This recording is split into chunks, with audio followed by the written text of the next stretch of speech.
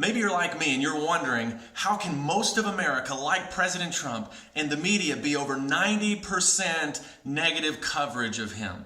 That's what we're going to be looking at in the next few seconds. Stats will show us that more than 90% of mainstream news coverage of the president is negative towards him. Stats will also show us, at least in the last week, there's been a survey published that shows that President Trump enjoys over 50% approval rating.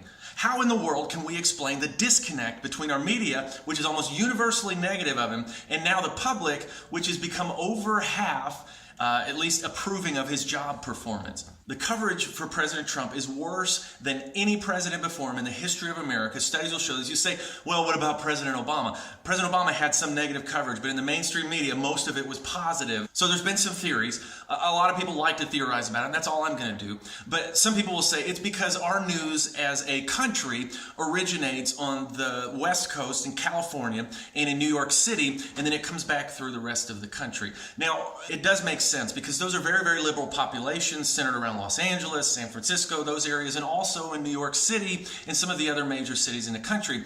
And if the news does originate there, which it does seem to, that does explain that to an extent. But I think there's more than that, and I think we need to look at it. Some people say it's peer pressure. When everybody in a certain industry likes a candidate, it's easy to just follow the crowd. When everybody in a certain candidate thinks, or in a certain industry thinks a certain way about an issue, it's easy to think the same way. And so I think it makes sense too that it's peer pressure, and that kind of plays into what I think the real reason is, or at least a lot of the reason is. Here's my theory. It happened with Katy Perry.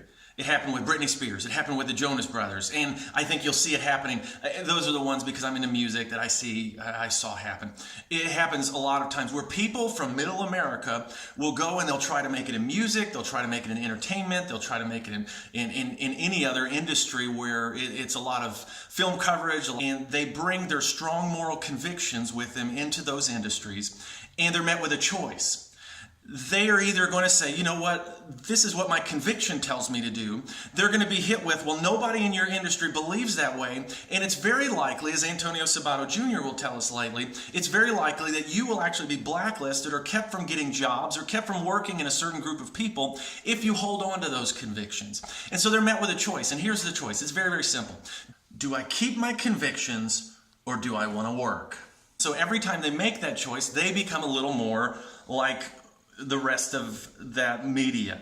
Every time something positive happens to Trump, the media can't believe it. They were consumed with the idea that we'd be in a nuclear war because of his tweets. They were consumed with all these other things, and then something positive happens and they just can't believe it. Or he gets good coverage in the media and they're scratching their heads saying, what in the world is going on? That's because everybody they know believes like they do, and they can't figure it out. How in the world can somebody believe different? They must be odd. It must be different. I mean, every late night talk show host believes this way. Every anchor, as we show with political preferences, believes this way. So how can such a huge disconnect continue to remain between the mainstream media and middle America?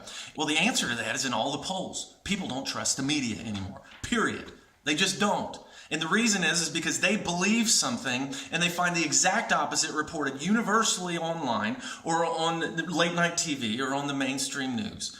And they find out, you know what, those people don't believe like I do. And they simply just, because of that gap, don't trust them.